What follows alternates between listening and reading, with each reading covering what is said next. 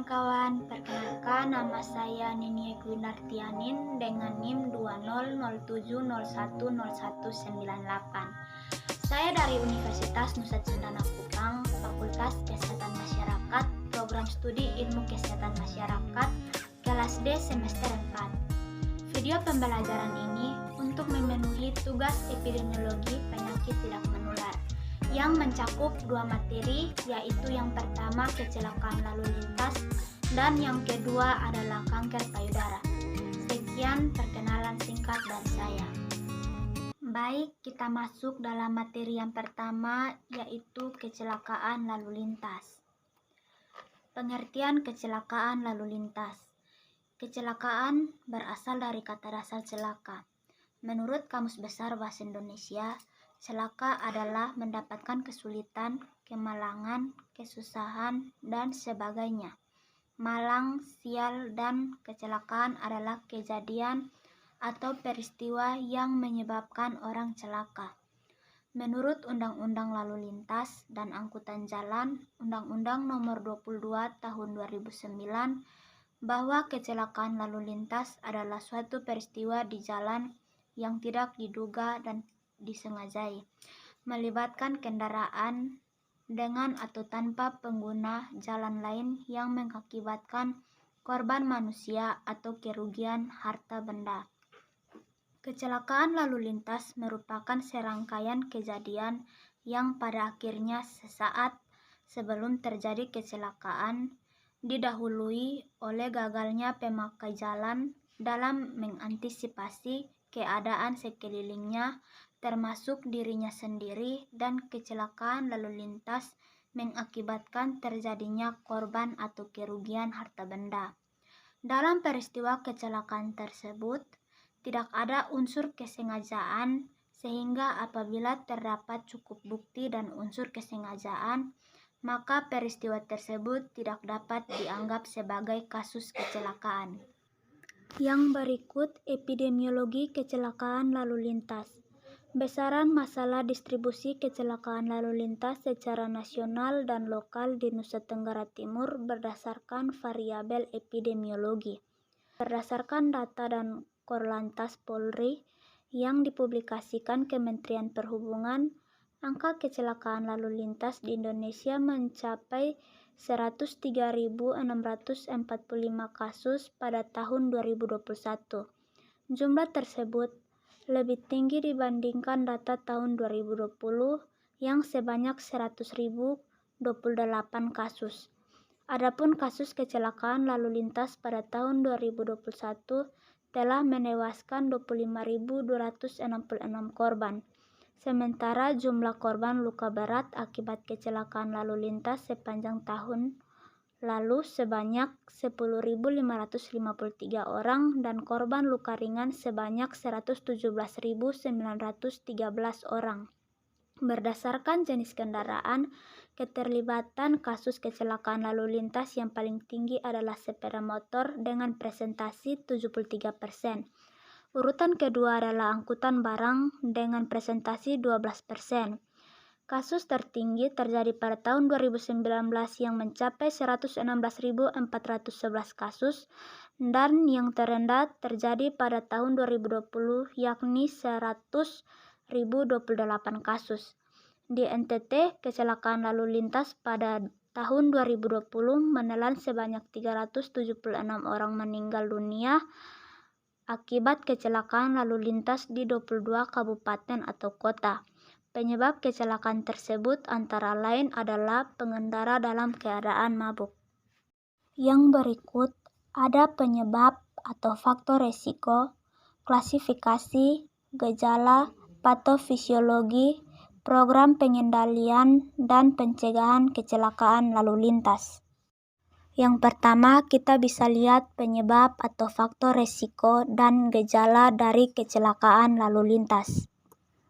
Berikut ada 5 penyebab kecelakaan lalu lintas, yaitu yang pertama faktor kesalahan manusia, yang kedua faktor kondisi jalan, yang ketiga faktor alam, yang keempat faktor kendaraan masalah dengan rem, dan yang terakhir faktor kendaraan kelebihan muatan. Yang kedua, ada klasifikasi kecelakaan lalu lintas. Korban manusia dalam kecelakaan lalu lintas dikelompokkan dalam 4 macam kelas, yaitu yang pertama, klasifikasi berat, yaitu jika terdapat korban yang meninggal dunia, meskipun hanya satu orang dengan atau tanpa korban, luka-luka berat dan ringan. Yang kedua, klasifikasi sedang, yaitu jika tidak terdapat korban meninggal, namun dijumpai sekurang-kurangnya satu orang yang mengalami luka berat. Yang ketiga, klasifikasi dengan, yaitu jika tidak terdapat korban meninggal dunia, meskipun atau hanya dijumpai korban dengan luka ringan saja.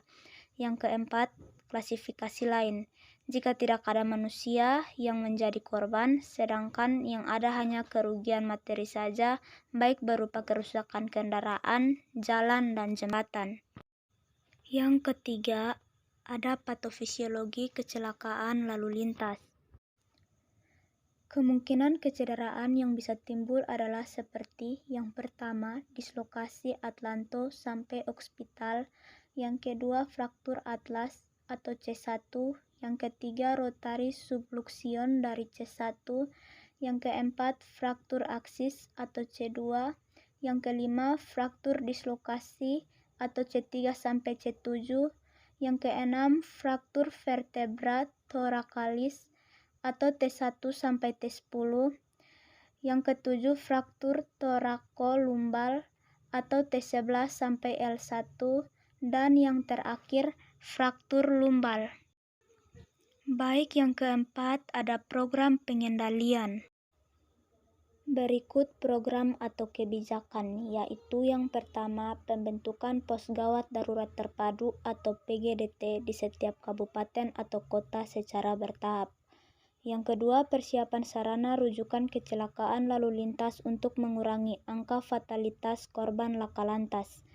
Yang ketiga, mendorong implementasi penjaminan korban laka lantas serta program rehabilitasi berbasis masyarakat pada korban pasca kecelakaan. Yang keempat, peningkatan aspek promotif dan preventif serta implementasi kegiatan preventif secara aktif melalui deteksi dini faktor risiko kecelakaan dengan memeriksa kesehatan pengendara secara berkala. Yang kelima, ada pelaksanaan kegiatan surveillance injury dan riset tentang kesehatan untuk mencegah kecelakaan dan memudahkan penanganan korban, mendorong pemerintah daerah, masyarakat, profesi, dan swasta untuk berperan secara aktif dalam program pencegahan dan penanganan kecelakaan lalu lintas yang efektif dan efisien. Dan yang terakhir, pencegahan kecelakaan lalu lintas. Berikut beberapa pencegahan.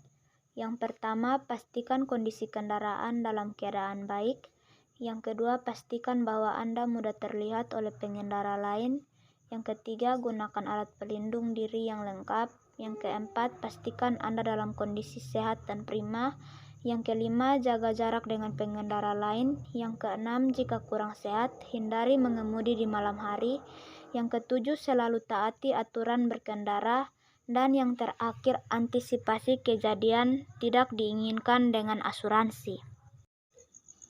Baik, yang berikut adalah kesimpulan dari pemaparan materi pertama, yaitu kecelakaan lalu lintas adalah suatu kejadian di mana sebuah kendaraan bermotor bertabrakan dengan benda lain dan menyebabkan kerusakan.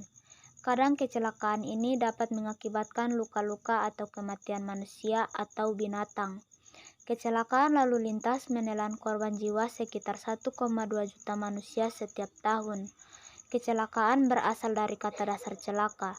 Menurut Kamus Besar Bahasa Indonesia, celaka adalah atau selalu mendapat kesulitan, kemalangan, kesusahan, dan sebagainya. Malang, sial, dan kecelakaan adalah kejadian atau peristiwa yang menyebabkan orang celaka. Baik, sekian pemaparan materi pertama dari saya. Selanjutnya pada video kedua, saya akan memaparkan materi tentang kanker payudara.